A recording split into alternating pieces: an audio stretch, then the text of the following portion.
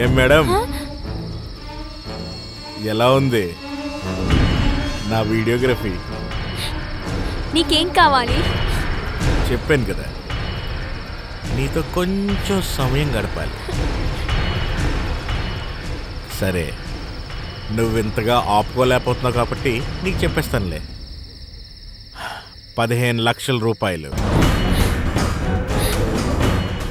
ఈ వీడియో మరి ప్రైవేట్ నుంచి పబ్లిక్గా అవ్వకుండా ఉండేందుకు, అందుకే ఈ చిన్న అమౌంట్. You bastard.